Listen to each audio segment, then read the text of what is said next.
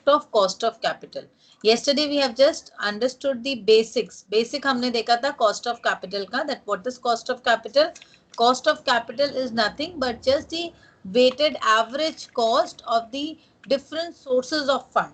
हम लोग जो different sources, मैंने capital मतलब क्या, जो हम लोग different fund ले रहे हैं अपने business के लिए. मैं अगर cost of capital की बात करती हूँ, what is this? Cost of capital, इसको हम लोग नॉर्मली इंटरेस्ट के रूप में कैलकुलेट करते हैं, that is interest. So we can simply say for a company point of view, company के लिए कॉस्ट ऑफ कैपिटल क्या होगा? It is just the weighted average cost of different sources of fund. ये जो different sources of funds हैं उनके ही एक weighted average cost को हम कॉस्ट ऑफ कैपिटल बोलते हैं. फॉर एन इन्वेस्टर्स, अगर मैं एक इन्वेस्टर हूँ, आप इन्वेस्टर पॉइंट ऑफ व्यू, आपके लिए कॉस्ट ऑफ कैपिटल क्या होगा?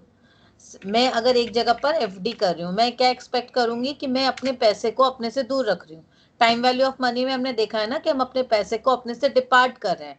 So definitely if I am not using my money, I am departing my current consumption. मैं अपने करंट कंजम्पशन से डिपार्ट करके उसको लगा रहा हूँ for getting a future return, to generate a future return. So I am foregoing in order to, means as an investor, देखो आप from an investor point of view से समझो that I am foregoing my current consumption, जो कि time value of money में concept हमने समझा था. That is I am forgoing my current consumption. एक पैसे का प्रेजेंट वैल्यू होता है, तो मेरा करंट कंजम्पशन को मैं फॉरगो कर रही हूँ in order to generate, definitely in order to generate a future return. मुझे फ्यूचर रिटर्न, तो ये जो फ्यूचर रिटर्न होगा जिसको हम फ्यूचर वैल्यू भी बोलते हैं, future value, that means my future value should always be greater than equals to my current present value. मेरा जो फ्यूचर वैल्यू है वो तो हमेशा प्रेजेंट वैल्यू से ज़्यादा होना चाहिए, तभी तो मैं अपने पैसे को एज एन इन्वेस्टर कहीं इन्वेस्ट करूँगी. So from the investor point of view, as an investor मैं क्या expect करूँगी? I will expect a rate of return. उसको भी मैं cost of capital बोल रही हूँ.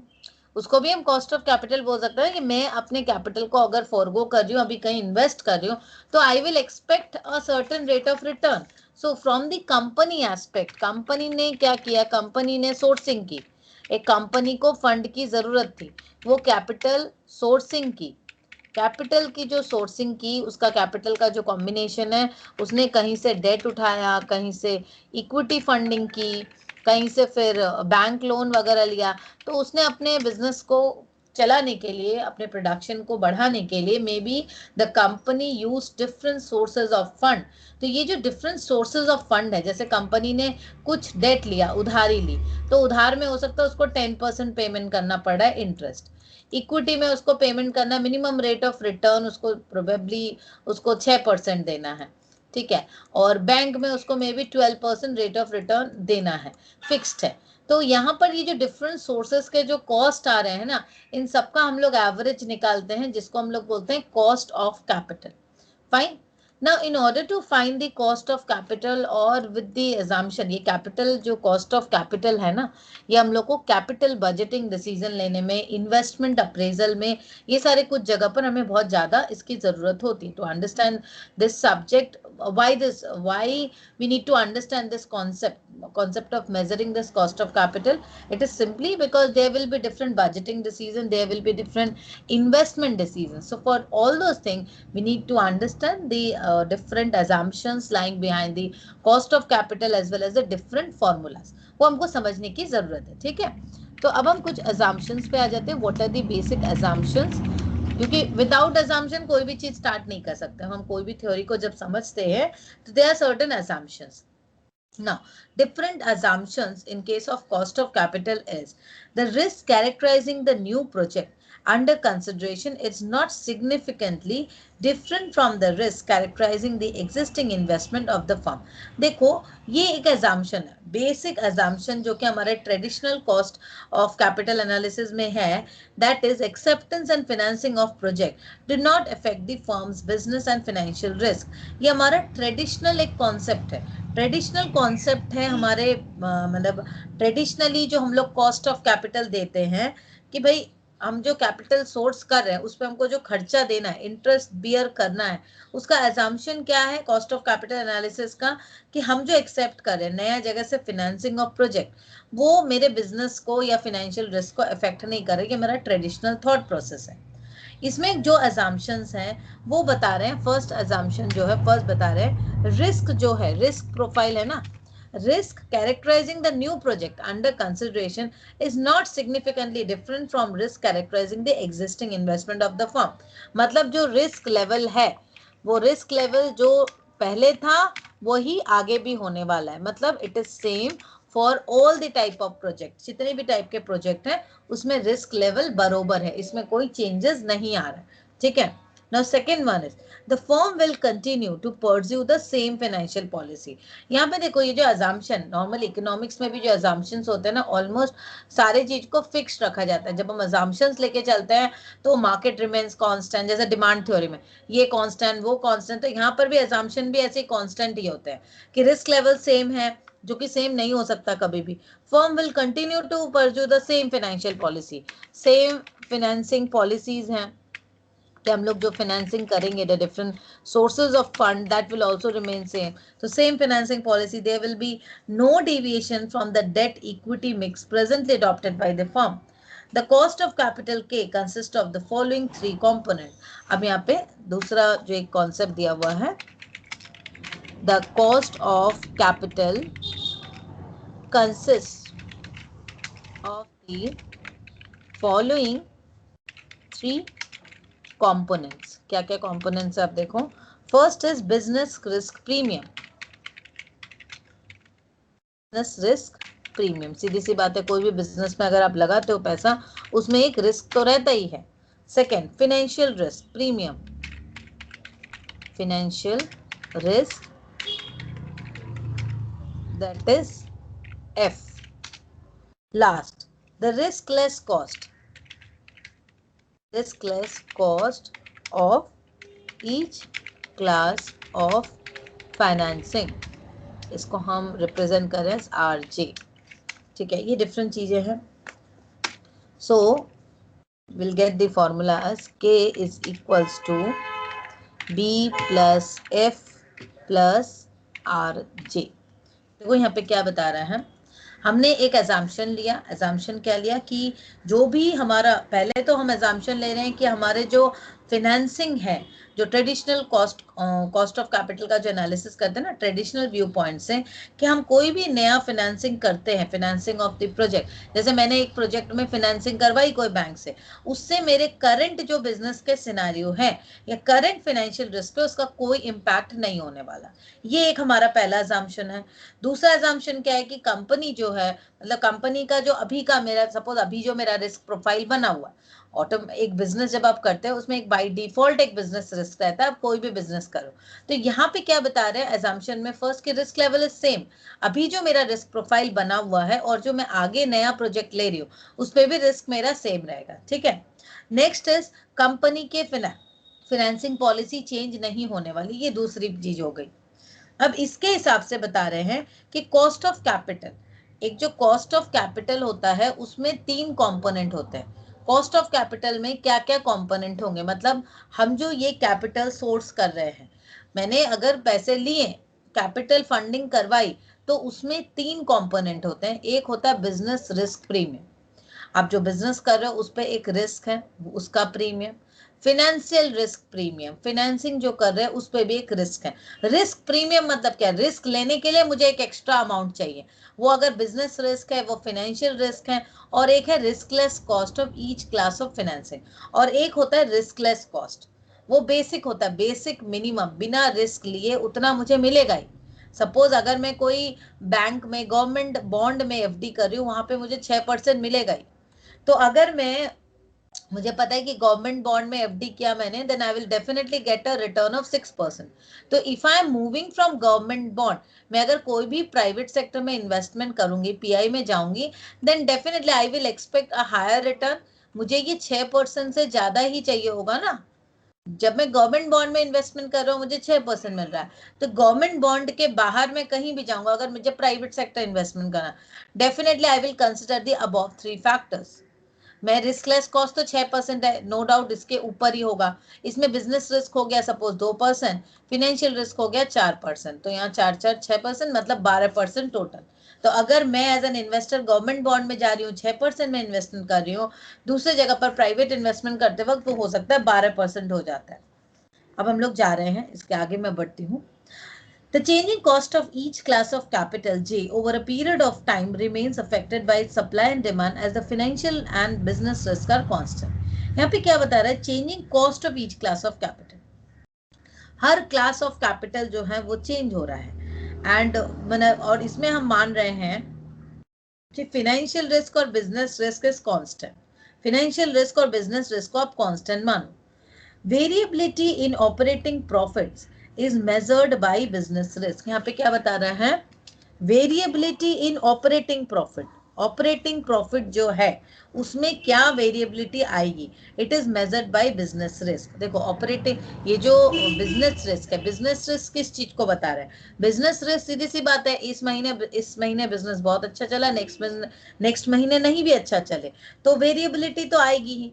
वेरी बिजनेस रिस्क किस लिए आ रहा है, बिजनेस रिस्क आ रहा है आपका जो प्रॉफिट लेवल है, that is your operating profit. Operating profit कभी ऊपर की तरफ जा रहा है, कभी नीचे की तरफ जा रहा है, तो definitely there is variability in operating profit which is determined by the business risk. Business risk आपके बिजनेस को लेकर है कि बिजनेस को कर रहे हैं तो उसमें एक रिस्क इन्वॉल्व है। Is this clear? अभी तक ये कॉन्सेप्ट क्लियर है? कहीं पे कोई इश्यू है? नो, आगे बढ़ू? चलिए, तो बिजनेस रिस्क क्लियरली इंडिकेट कर रहा है आपके ऑपरेशनल प्रॉफिट के बारे में कि कंपनी का ऑपरेशनल प्रॉफिट कैसा है। Variability in operating profit is nothing but change in earning before interest and tax due to change in sales. Suppose the firm accept a riskier project. The suppliers of capital will increase the cost of fund because the risky project. देखो अब एक business, suppose bank ने, ये bank ने इस business को, suppose ये business है पीएसबी, पीएसबी एक बिजनेस कर रहा है। अब इस बिजनेस को करंटली मुझे फंडिंग मिली है 8% पे, ठीक है, 8% पे बैंक ने फंडिंग की। अभी पीएसबी सडनली एजुकेशन सेक्टर से मूव करके एक मैन्युफैक्चरिंग में जा रहा है, डेफिनेटली एजुकेशन से ज्यादा रिस्की है मैन्युफैक्चरिंग। तो अभी यहाँ पर बैंक ने क्या किया, बिकॉज इट्स मोर रिस्कियर, तो बैंक ने क्या किया, अपने जो कॉस्ट ऑफ कैपिटल है उसको इंक्रीज करके 10% कर दिया, 8% से 10% कर दिया, बिकॉज जो सप्लायर ऑफ कैपिटल है, who is the supplier of capital in my case, PSB के केस में कौन है supplier of capital, it is the bank. तो बैंक ने क्या किया, बैंक ने कॉस्ट ऑफ कैपिटल को इंक्रीज कर लिया, ठीक है, increases the probability of committing defaults by the firm in making the payment. This also increases uncertainty among the equity shareholders. इससे क्या एक uncertainty भी arise हो जाती है आपके equity shareholders में।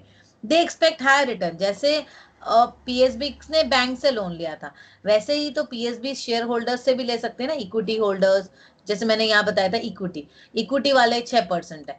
अभी अगर मैं पीएसबी, मेरी कंपनी जो है रिस्की प्रोजेक्ट में जा रही है, तो इनके भी जो एक्सपेक्टेशन है ना वो बढ़ के 8% हो जाएंगे, 10% हो जाएंगे। क्या है, जितना मैं रिस्की प्रोजेक्ट में जाऊंगी, कोई भी कंपनी, नॉट मी ओनली, कोई भी कंपनी जितना ज्यादा रिस्की प्रोजेक्ट में जाती जाएगी ना, उतना ज्यादा जो एक्सपेक्टेशन है कॉस्ट ऑफ कैपिटल, एक्सपेक्टेशन है इन्वेस्टर्स की या जो सप्लायर हैं कैपिटल के, उनके एक्सपेक्टेशन बढ़ जाते हैं because of the risk involve. तो इसके लिए वो रिस्क का एक प्रीमियम चार्ज करते हैं, ठीक है। तो एक बिजनेस रिस्क प्रीमियम तो ये हो गया। So the first assumption of cost of capital is that the firm's business risk complexion will remain unchanged when the firm accepts new investment. The firm's business risk complexion is determined by capital budgeting decision. तो यहाँ पे क्या बता रहे हैं, सीधी सी बात है, फर्म का जो बिजनेस रिस्क कॉम्प्लेक्शन है that is determined by the capital budgeting decision. Firm की जो बिजनेस डिसीजंस हैं उसके हिसाब से फर्म के टोटली, मैंने एक नया इन्वेस्टमेंट प्रपोजल्स ले रही हूँ या नया कोई भी डिसीजन ले रही हूँ, उसके हिसाब से चेंज होगा, कॉम्प्लेक्सिटी अराइज होगी। Financial risk is determined by financial risk decisions. देखो financial risk is determined by financing decision. इसका मतलब क्या बता रहा है, फिनेंशियल रिस्क क्या हो गई, आपकी कंपनी को फिनेंसिंग की जरूरत है।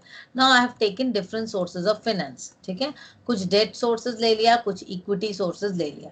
सपोज मैंने डेट उधारी वाले सोर्सेज पे ज्यादा फोकस किया, क्योंकि मैंने लग रहा है या तो 8% एक फिक्स देना है, और इक्विटी वाले का क्या है, वो जितना जैसे जैसे हम लोग इक्विटी बिकम दी ओनरशिप, तो मैंने इक्विटी को इतना रखा, ऐसे ही इतना इक्विटी है इतना डेट है, इसको ऐसे डाला।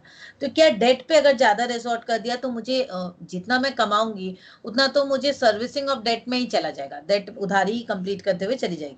तो फिनेंशियल रिस्क जो है वो कैसा होता है, आपका फिनेंशियल रिस्क इंक्रीजेस और decreases as per your financing decision, आपके फाइनेंसिंग डिसीजन के ऊपर डिपेंडेंट है। Financing decision is nothing but mixture or composition of different types of securities in capital structure. अभी क्या हो रहा है, financing decision क्या है, it is nothing but the mixture or composition of different types of securities in the capital structure. ये क्या बता रहा है, फाइनेंसिंग डिसीजन मतलब क्या हुआ, मेरी कंपनी में जो फंडिंग, मुझे जो फंडिंग की जरूरत है, मैं कौन कौन से सोर्सेज से फंडिंग ला रही हूँ, फाइनेंसिंग करवा रही हूँ, इसको हम बोलते हैं financing decisions. Fine, the financial risk will be greater when the proportion of long term debt in the capital structure is greater, because the firm need to pay interest periodically and repayment of principal on the date of maturity. यहाँ पे क्या हो रहा है, जैसे जैसे जितना ज्यादा हम डेट उधारी की मात्रा मैं इसको डी के रूप में दिखा रही हूँ, डेट जितना ज्यादा हमारा डेट की मात्रा हाई रहेगी, उतनी ज्यादा आप समझ लो आपका जो क्या बोलते हैं फाइनेंशियल रिस्क इंक्रीज होगा, क्योंकि आपको उतना कमा के इंटरेस्ट पेमेंट करना है और एक टाइम पे। To cover all these charges, the firm require higher operating profit. If the operating profit fails to cover these charges, then the firm will be cash insolvent. Thus, increased proportion of debt and preference share capital in capital structure increases the fixed charges. ठीक है, तो ये एक बहुत important point है जो आपको ध्यान रखना है कि जब हम फाइनेंशियल रिस्क की बात कर रहे हैं, जैसे हमने बिजनेस रिस्क में पढ़ा था, बिजनेस रिस्क क्या था, सिंपली आपके variability in your operational profit, आपका जो प्रॉफिट है उस पर कितना वेरिएबिलिटी आ रहा है, वो हो गई आपकी ऑपरेशनल प्रॉफिट। ठीक है, अब यहाँ पर जब हम फाइनेंसिंग रिस्क की बात कर रहे हैं, financing risk, financial risk, financing risk क्यों आ रही है हमारी, या फाइनेंशियल रिस्क जो बोल रहे हैं हम, financial risk is coming because of financing factor. अब फाइनेंसिंग में, फाइनेंसिंग मतलब आपका जो कैपिटल स्ट्रक्चर, आपकी कंपनी का जो कैपिटल स्ट्रक्चर आप तैयार करें उसकी बात करें। अब कैपिटल स्ट्रक्चर में जितना ज़्यादा उधारी रहेगी, and that too long term, जितना ज़्यादा लॉन्ग टर्म रहेगा, long term debt and preference shares, preference shares भी ना एक तरह के कॉम्बिनेशन है इक्विटी और डेट का, उस पर भी आपको फिक्स्ड आपको पेमेंट करना ही है, डिविडेंड वगैरह, तो वो एक फिक्स्ड चार्ज हो जाता है। तो जितना ज़्यादा फिक्स्ड चार्ज रहेगा उतना ज़्यादा आपका रिस्क जो है दैट विल बिकम हाई। ठीक है, तो इसके कारण कंपनीज क्या हो जाती है, कैश इंसॉल्वेंट, कैश इंसॉल्वेंट हो जाती है। If the firm is unable to meet this fixed charges, तो ऑटोमेटिकली कैश इंसॉल्वेंट हो जाएगी, it will lead to bankruptcy. Therefore, the second assumption of cost of capital is financial structure of the firm is fixed or constant. This assumption of constant implies that the additional fund required for the new project is raised in the same proportion of the firm's existing finance. तो यहाँ पे जो दो assumption है, हमने जो ऊपर दो assumption देखा कि risk characterizing new project and दूसरा वाला firm will continue to pursue the same financing policy, उसका मतलब क्या हुआ कि कंपनी को सेम प्रोपोर्शन में अगर एडिशनल फंड ले रही है तो वो फाइनेंसिंग को सेम प्रोपोर्शन में करने की जरूरत है। ये ऊपर के जो एग्जाम्पशन हमने देखे इस क्राइटेरिया पे थे ना। कॉस्ट ऑफ कैपिटल का पहले मैंने बताया कि इसकी इंपॉर्टेंस क्या है, why do we need to understand this concept of cost of capital. इसका मेन जो कुछ चीजें हैं, जो पॉइंट्स है जो हमको समझने हैं, first is evaluating the investment, आपको इन्वेस्टमेंट प्रपोजल्स को इवैल्यूएट करने में कॉस्ट ऑफ कैपिटल को जानने की जरूरत है। Then designing the debt policy, ठीक है। थर्ड इज परफॉर्मेंस अप्रेजल, इसको हम लोग डिटेल्स में स्टडी करेंगे।